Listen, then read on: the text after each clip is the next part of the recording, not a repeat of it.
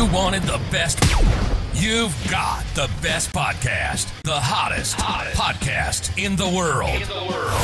The Chris Voss Show, the preeminent podcast with guests so smart you may experience serious brain bleed. The CEOs, authors, thought leaders, visionaries, and motivators.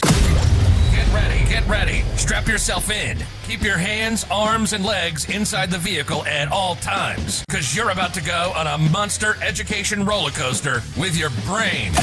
Now, here's your host, Chris Voss. Hi, folks. This is Voss here from thechrisvossshow.com, thechrisvossshow.com. Welcome to the big show, my family and friends. We certainly appreciate you guys coming by. What would we ever do without you? The Chris Voss Show family, the family that loves you, but doesn't judge you, at least not as harshly as that time your mother found you coated the dog in yogurt. We actually did that as kids one time, me and my brother. We coated the whole dog in strawberry yogurt. Can you believe that? And she was very upset with us, but the dog seemed to like it. So I don't know. We had a great boxer dog. So there you go. Don't do that, kids. The attorneys made a footnote here that I have to say, don't coat your dog in yogurt. It's a bad idea. Although, I don't know, the dog might enjoy the yogurt, licking it off, because dogs will eat just about anything these days. But anyway, guys, we have an amazing gentleman on the show. And of course, we have the most brightest authors on the show, the billionaires, the newsmakers, the Pulitzer Prize winners, the people who are the CEOs, all the people that are the smartest minds are on the Chris Voss Show. We have this filter that we put up where you just put in the Google, all the smartest minds. And then after that, we go, all the dumbest minds in Google, and then we make sure those people never show up on the show, the dumb ones, and we just keep the smart ones, which I'm not sure how I made it on the show. Somehow I snuck in. I was on the dumb list. We have an amazing gentleman on the show. His book launches tomorrow, September 26, 2023. It's called Better Decisions Faster, Unshakable Confidence When You Need It Most. Paul Epstein joins us on the show with us today. He'll be talking about this hot new book that he has out. It's got these great reviews on it so far from a lot of people you may have heard of and know of. Paul Epstein is a former high-level executive for multiple NFL and NBA teams and the best-selling author of The Power of Playing Offense. In 2022, he's named one of Success Magazine's top thought leaders who get results, along with Tony Robbins, Brene Brown, Gary Vaynerchuk, and Mel Robbins, and his work has been featured on ESPN, NBC, Fox Business, and USA Today. In 15 years as a leader in the world of pro sports, he helped take NBA teams from the bottom of the league in revenue to the top two, broke every premium sales revenue metric in Super Bowl history, well in the NFL league's office. He helped open a billion-dollar stadium and founded the San Francisco 49ers Talent Academy, where he's known as the Why Coach. Welcome to the show, Paul. How are you? Hey, Chris. Fired up to be here. I'm fired up to have you. Give us your .com, sir, so we can find you on the interwebs. 100%. PaulEpsteinSpeaks.com. We kept it nice and easy. PaulEpsteinSpeaks.com. There you go. And first topic of the day, why do my Raiders suck? No, I'm just kidding. Well, yeah. And when we're recording this, they were on last night. And you know those spotlight games where it's a Sunday night or a Monday night or a Thursday night. And when you win, you're so happy that the whole country saw you. But when the opposite happens, we'll just leave it at that. Well, at least Garoppolo, our quarterback, is going for a record in interceptions. So he'll have that going for him. And also, fun fact, especially because he used to be with the Niners when I was there. My wife has a total crush on him, as do a lot of folks in the world. So he's Jimmy GQ. Nothing wrong with that. Well, he's got that going for him. Meanwhile, I still have to hide all the sharp objects in my house every Sunday. It's tough being a Raiders fan lifelong, but it is what it is. So thank you very much for coming on the show. Congratulations on the new book. Give us a 30,000 overview of what's in this new book. Yeah, well, really, coming out of The Power of Playing Offense, I was always asked the question, what do people, teams, and organizations that play offense do differently than those that play defense? Mm-hmm. And so you go back to the lab, you do the research, and you dive into the coaching, the training, the consulting, the speaking, all the ways that you pick up the intel. And my team and I, we really landed on a couple of key themes. One, people that play offense, highly decisive.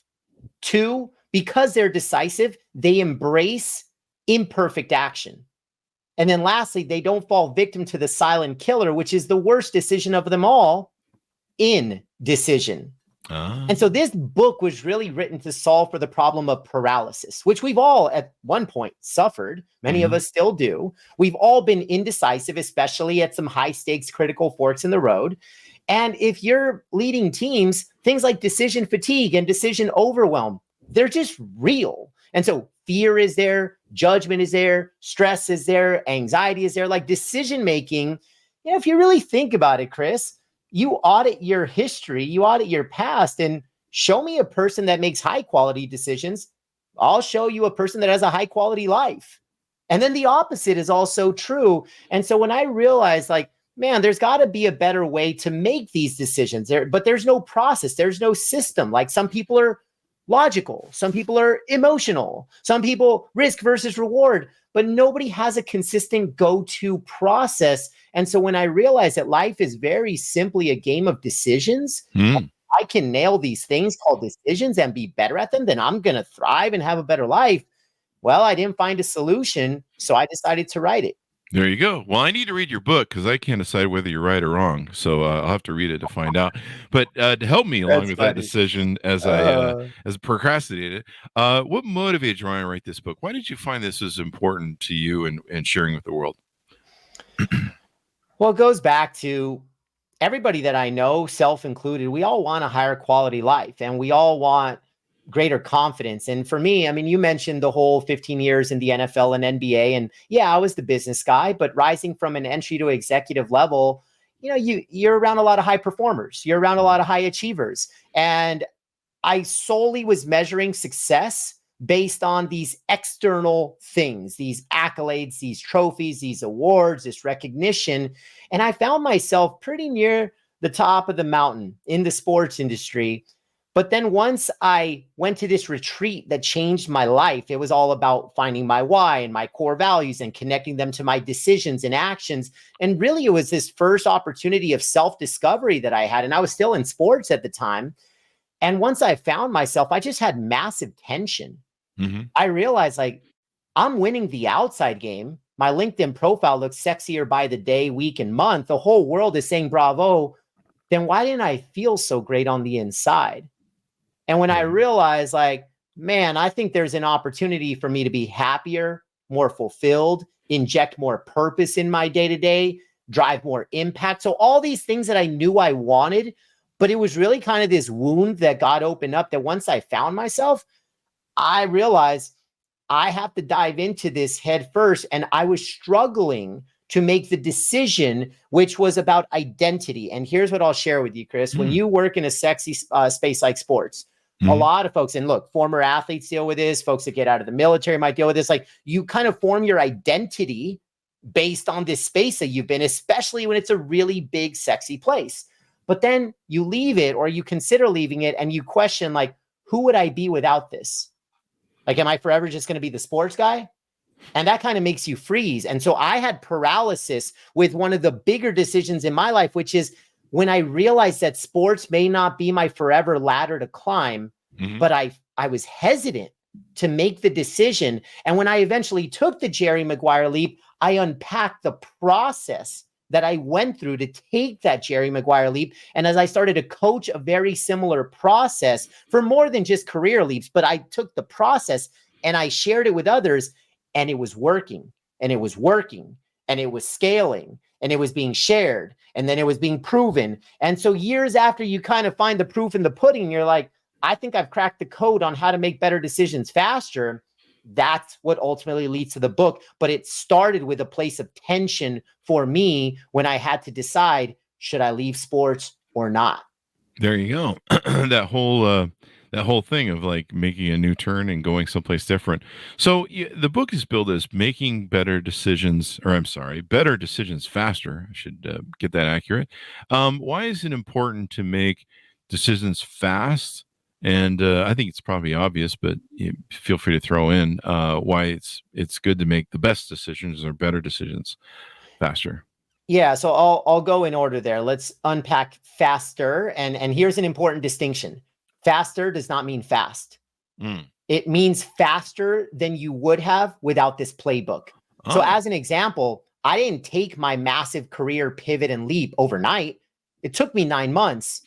but it could have taken me 5 years, or I could have never done it. So 9 months is a hell of a lot faster than 5 years or never. And also, you think about, hey, family, and I've got responsibilities and financial. I'm not suggesting that we should be taking these massive swings of the bat always overnight. Sometimes that could make sense, but often it doesn't. But here's kind of how I think about it is we typically, for different reasons, we freeze and then we get stuck when we think that there's some higher consequences or higher stakes, or it's a more valuable decision.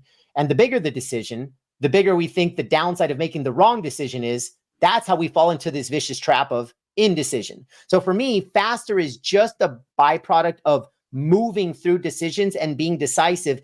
And that comes back to the better part. So better, two ways that I would unpack this. One is the decision has to be authentically you. So the process inside of the book, I call it the head, heart, hands equation. So head is how you think, heart is how you feel, hands are what do you do? And the equation is head plus heart equals hands. And when they're both on board, it's a green light to take action. It's a green light, just like an intersection. When neither, no head, no heart, red light, we want to stop running those.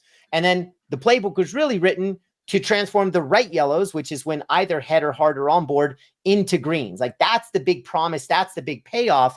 But to me, the better part is, I think a lot of us, self included, I used to just bypass the heart time and time again.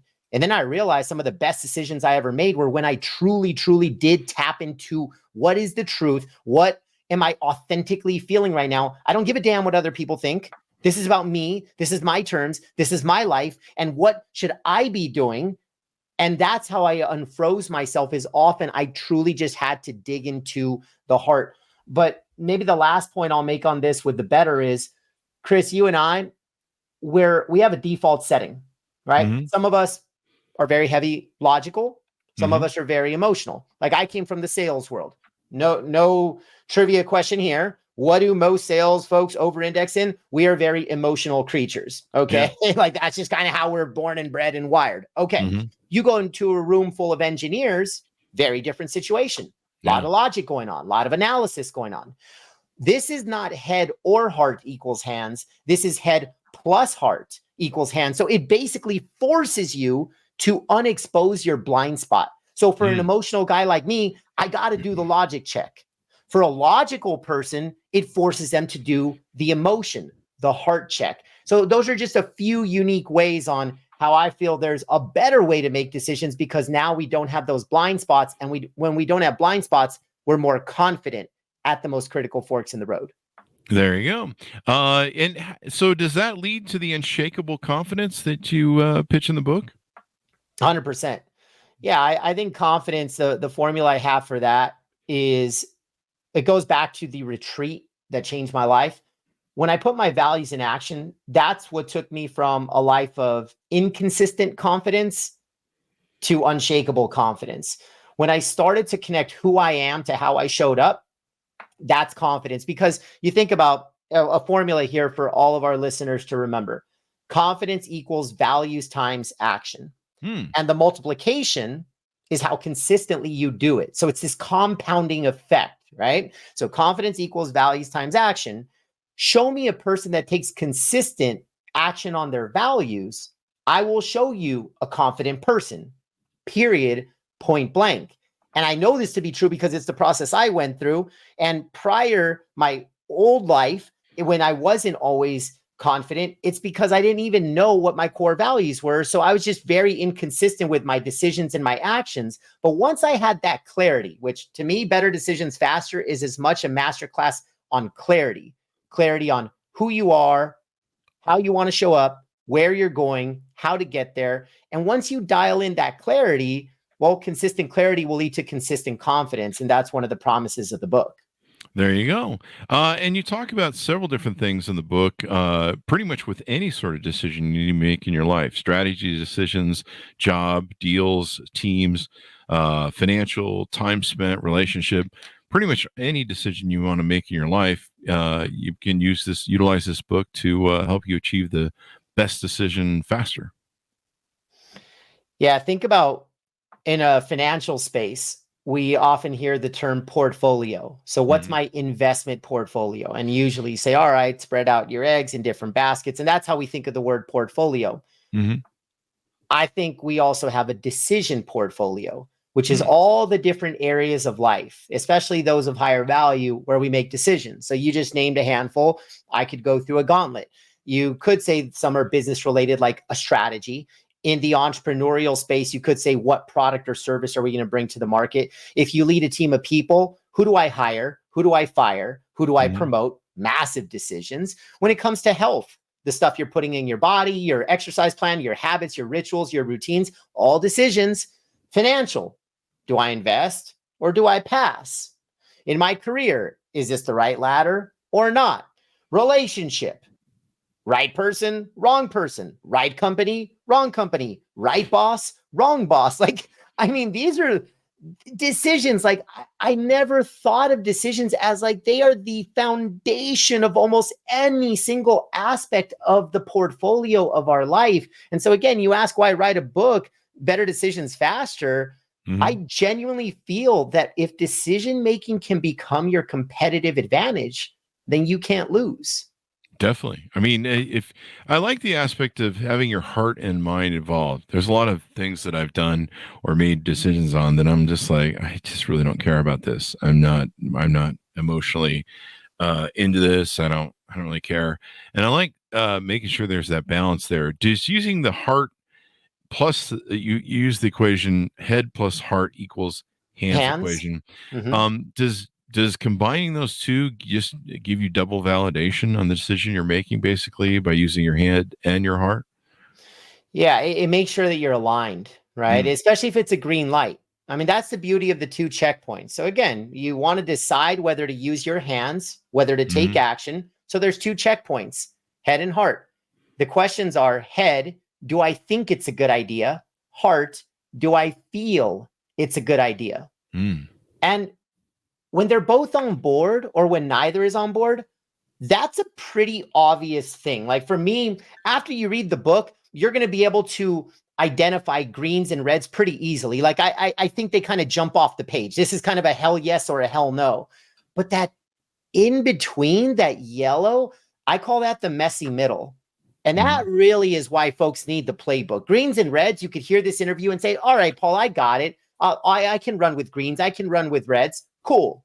But yellows, ton of depth, ton of details, ton of examples that you're almost going to have to get out of your own life and study the decisions of others in these yellow light areas, and then say, okay, like, how does this now apply to me? Because yellows kind of freak people out. And I get that. Me too.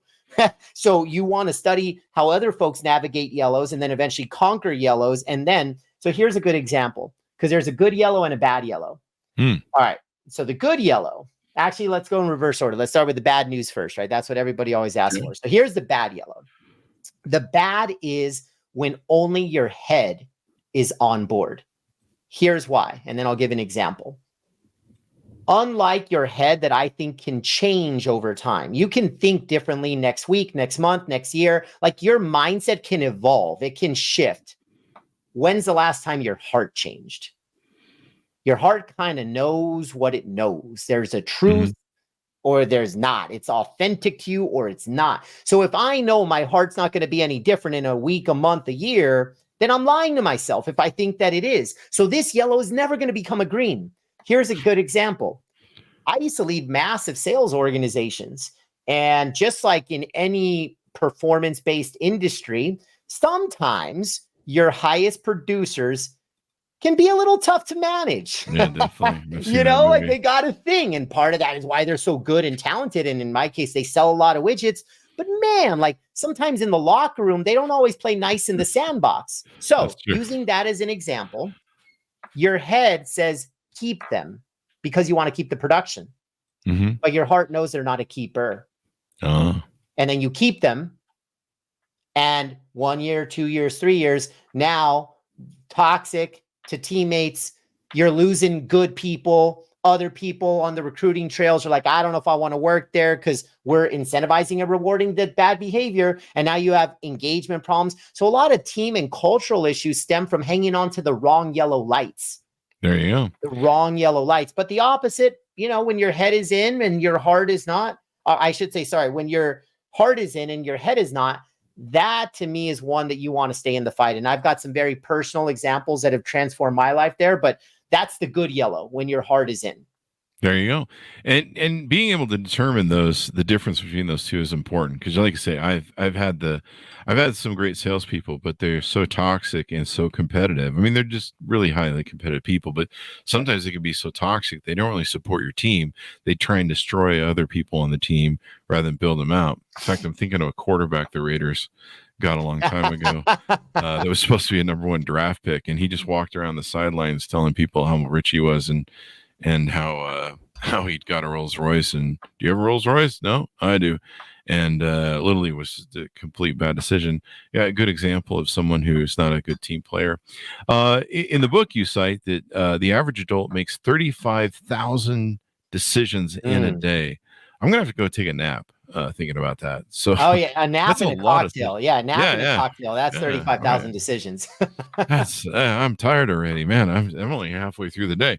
So that's a lot of decisions. I imagine a lot of those are subconscious and or autopilot. Yeah. So good way of thinking about this. And this is kind of a mind trip. When I first started with going down the research rabbit hole of decisions, and I saw that the average US adult makes 35,000 decisions in a day. Wow. 35,000. Like, that was a total mind blow. And now the deeper you go into it, you realize, okay, so many of these are on autopilot. Pull left into the driveway, brush my teeth. Like, trust me, you don't need the head, heart, hands equation for those decisions. Just keep those. Your mental capacity will thank me. Don't use the head, heart, hands equation for that. But here's a sports metaphor, and here's how it connects. In sports, we have MVPs, most valuable players. I suggest we use the head, heart, hands equation for our MVDs, our most valuable decisions. That's where we want to use it. Decisions that are of higher value, higher importance. They mean something to you. They matter to you. And you don't want to screw them up. And so as a result, take the extra time. But here's the beauty.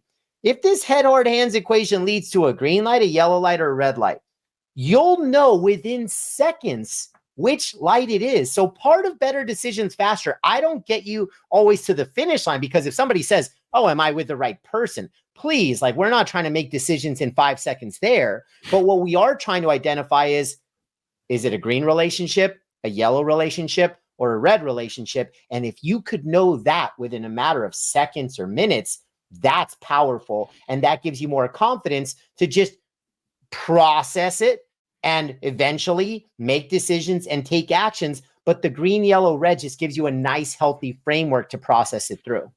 So it sounds like, if you're making good decisions with your heart and head, according to your equation and the stuff in your book, as you begin to make better, decisions, and you're not spending as much time flailing around going, I don't know what to do, procrastinating, et cetera, you feel confident in your decisions, and you're not constantly going, I don't know, do I make good decisions? I met people that I'm like, you make the worst decisions like 100% of the time. Like, whatever decision you decide to do, you should just always do the opposite of whatever it is, because you're the opposite person. Like, every good idea you have, like, the opposite of that idea is the good idea. So you should just kind of operate from that basis that 100% of your ideas are bullshit. Well, yeah. Hey, and I'll take your word for it. And in that case, it sounds like there's an equation that they need. So whoever these people are, you need to introduce them to the equation. There you go. Give them a copy of the book. Give them a copy. Well, Chris, here's the neat thing too. And, kind of a cliche, but you always hear, okay, there's not success and failure. There's success and learning, right? Failures are nothing more than learning moments and development moments and growth moments. And we beat that message down a little bit, but I do believe it to be true. And here is why. Because with the head, heart, hands equation, it gets you to be more decisive and embrace imperfect action.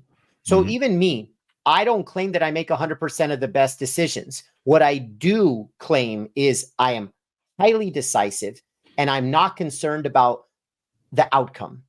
I just focus on taking action and making decisions because I am confident enough to trust myself that if it didn't work out, then I'll get better and I'll learn from it and I'll make the better decision the next time. But I needed to have that one fall on the face in order to make a better decision in my future. So I'm not going to stay stuck, because the person that stays paralyzed and is frozen, they're not going to learn anything from that. It's only going to, you just bleed out over time, versus in this case, I succeed or I learn, I succeed or I grow, I succeed, I evolve, I iterate, I adapt, I'm agile. Like, I'm just moving. Nobody can promise you a win after every decision, but what they can promise is success or learning, success or growth, and better decisions faster, the head, heart, hands equation. That's what it puts you in a position to do. Actions will beat outcomes. There you go.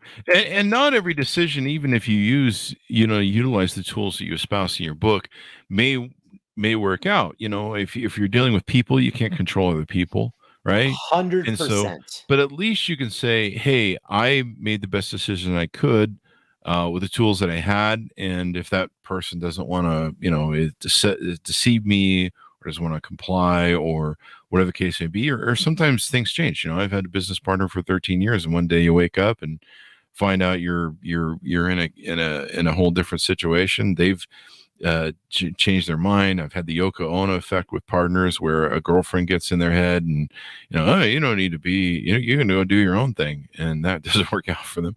And so things can change, and you can't control other people. I think that's the one reason I like business, is because business, there's some aspects of control in there because they're very technical, but you can't control people and what they're going to do. And so, but at least you can say, hey, I made the best decision I could at the time, and I made it right. And if the things would have followed through on decisions the way I made, sometimes timing happens to you too. Bingo. Sometimes things are cyclical in business.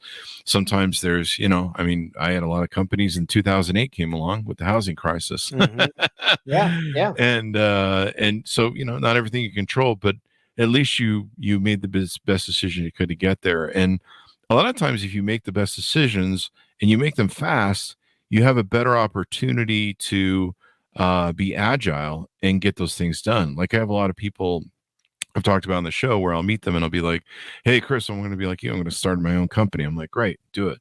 Well, I'm waiting for the time to be perfect. Well, when is that going to be? I'm just, as soon as I get all this stuff right. Meet them a year later. Hey, just start that business? No, I'm waiting for a time to be perfect. And then you're like, you really have to, I'll tell them, I'll be like, you really have to just start and get going. And there's going to be problems. You're going to have to solve them. It's never going to be perfect. There's no such thing as perfect, I don't think.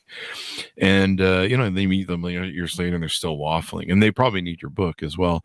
But being able to jump into business or make a decision on something gives you more time to be agile, to change things. And I started companies, and within 30 days, we were changing the name or changing the business model and going, this is stupid what we did. Let's do this other thing. And, but we had to start down that road and get it done.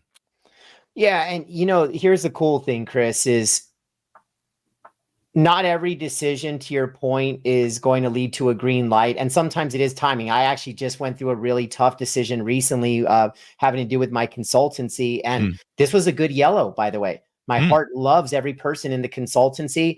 The business model after a while didn't make as much sense. I think to both sides, it was kind of like, oh man, like, does this work? Does this not work? And so like, I'm open-minded that maybe in 5 years or 10 years, maybe we do reunite. Maybe it does become a formal thing, but right now the timing was off. But it was a good yellow. And like me being able, they're not bad people and there's no personal judgment. I'm just like, guys, like the timing is not working. And I think we mutually agreed on that.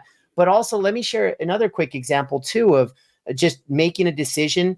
And here's the power of green lights if you can land on it.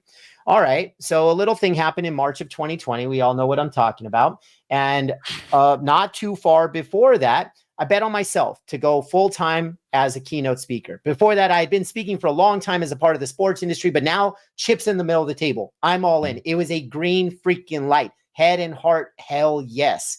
And then after the not so distant future, bang, March of 20 hits.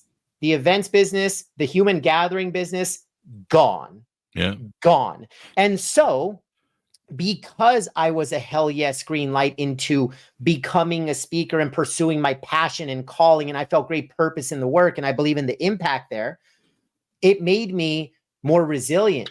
It gave me more perseverance and more grit to say, like, Paul, this sucks, but you're going to battle through, because I did it for the right reasons. Like, it was a green light and some market condition drastically changed. Maybe, I hope it's a once in a lifetime type of market condition, but we don't know. But but then the pivot also was, all right, Paul, well, you can't speak in spring of 2021, but that's when I started to write my first book. The power of playing offense. And so the whole point is, my innovation was stronger. My resilience was stronger. Like, this tenacity was stronger. I just got hungrier. Financially, it sucked. I like, let's not sugarcoat this, but that's the power of attacking green lights, is it's going to make you a stronger person versus like, oh my gosh, if I would have been a yellow light or, been forced into speaking or whatever, like, you know how quickly I would have crumbled when COVID hit? Like, that would have been game over. Sure. That's it. Yeah. It killed a lot of events. I mean, it just wiped shit off for over a year. Yeah. Well, unless you were in Florida. Yeah. Yeah. There you go. I mean, it even now, I mean, there's a lot of events are still trying to fully come back, and for sure. And all that good stuff. So brilliant stuff in here, and helping people make better decisions, especially people that are procrastinators. Is there a part in the book where you talk about people who are avid procrastinators, habitual procrastinators, people who are, constantly, they kind of have a procrastination problem? Yes. And I think every person listening to this, self included, we have procrastinated at something over the course of our lives. Now, again, maybe it's more isolated for a lot of people. I would certainly put myself in that category. And then other people, there's almost this addiction to procrastination. And I don't know if we get it from college, where it's like, oh, I study best the night before the big final exam. And then you just do that the rest of your life. And you're like, yeah, that might not be great strategy for other things. But anyways, so yes, I do talk about procrastination in a couple of ways. I think we have to examine, why are you procrastinating? Like, what's the root cause? Because you're not just procrastinating because you feel like it. You're not procrastinating because it feels good. You're procrastinating for some other reason. And so let's evaluate. Is it time? Are you truly, like, maybe you're over capacity, and as a result, you're just putting things off, or maybe you haven't built the right team around you, the right engine. Maybe your business, you're a bottleneck, and like all decisions have to run through you. And as a result, now you have decision fatigue and overwhelm, but your company is procrastinating because of a process issue. Or on a more personal level, maybe there's this fear of judgment from other people. And I'm paralyzed of making the wrong call. I'm scared. I'm fearful of what people are going to think of me and how they're going to judge me if I don't if this thing doesn't succeed, then, oh my gosh, that's a scarlet letter for me. So I could keep going, but until we understand the root cause, which that's one thing that the book covers. And one example would be, there's an entire section of a chapter on overcoming self-limiting beliefs. We all suffer from self-limiting beliefs. And if you have them, you're going to procrastinate 100%. You're going to procrastinate because we're not clear. We're not confident. We don't have conviction. We don't have courage. Like, there's a bunch of, there's self-confidence and there's self-worth. And I separate those two things. This book helps you do both. It helps you build and elevate both. And if you're lacking in either area, then procrastination, that's just going to be embedded into every day of life. So we for sure do tackle that. More importantly, we share some practical, realistic, and tactical solutions on how you can rise above it. One of which, of course, is the way you make decisions and a head, heart, hands equation. But there's other insights inside of the book as well. There you go. And that's probably one thing that pushes people towards procrastination is, their fear of making bad decisions and stuff, right? There you go. So as we go out, any final thoughts on the book? Give us your final pitch and whatever we didn't cover in the inside of it. Well, we all want a green light life. Every single person listening to this wants that life of more happiness, more fulfillment, more purpose, a healthier home, a great family, like all these things, a successful career. Like, chock full with green lights. We all want that. And so my pitch here, which to me, it's not even a pitch. It's just to say, if that is the life that we want, we're only going to get there by mastering our decisions. Because if you do audit your past, and if you made the right call or the wrong call with your health, with your relationships, with your career, that's going to lead to the quality of your life. So if we want a green light life, then we've got to study other folks that have built the green light life, understand the process, the system. And that's one thing that the book can deliver. The other thing is we got to stop running reds, because myself included, subconsciously, how many reds, no head, no heart, are we just running? And here's the deal. There's a lot of problems around us in the world, and sometimes in our friends, in our families, in our communities. And so things like burnout, I'm stuck, I'm fatigued, I'm lost, I'm lacking hope or optimism, I'm not happy, I'm not fulfilled. And folks, those are not byproducts of running one red light. That's the compounding effect of what happens when we've been running lights for months or years. And often we didn't even know it. It's all subconscious. And we end up in this dark place and we ask ourselves, how the hell did I get here?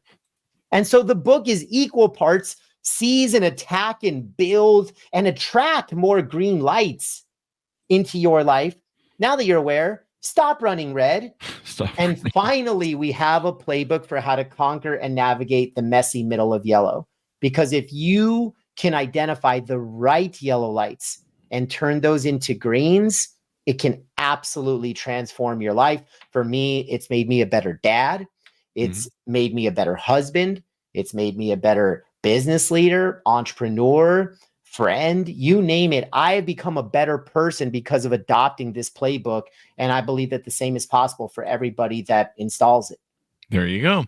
Well, it's been very insightful to have you on the show. Thank you very much, Paul, for coming on. We really appreciate it. Yeah, thank you so much, Chris. There you go. And now I have so much more confidence. I'm going to read the book tomorrow when it comes out. Give us your .com so people can find you on the interwebs, please. PaulEpsteinSpeaks.com. Of course, you can find the book everywhere major books are sold. There's a little website called Amazon. So, you'll find it there. And last but not least, when you're on PaulEpsteinSpeaks.com, just a free gift from me, from my heart to all of your listeners, Chris, a confidence quiz is there. 5 minutes gives you a confidence score of 1 to 100, and then a resource for how to build and sustain unshakable confidence. So it's all at PaulEpsteinSpeaks.com. And that is my free gift to every single one of your listeners. There you go. I'm going to go take it, see how I fare. 100%. There you go. Well, thank you very much for coming to the show, Paul. We really appreciate it. Thank you, Chris. There you go. And thanks so much for tuning in. Go to goodreads.com/Chris Voss. Order up the book wherever fine books are sold. You can order it there, or you can go to Amazon. Better Decisions Faster, Unshakable Confidence When You Need It Most by Paul Epstein comes out September 26, 2023. Also go to youtube.com/Chris Voss, linkedin.com/Chris Voss. Subscribe to the big LinkedIn newsletter, and also go to, Chris Voss 1 on TikTok. Thanks for tuning in. Be good to each other. Stay safe, and we'll see you guys next time. And that should happen.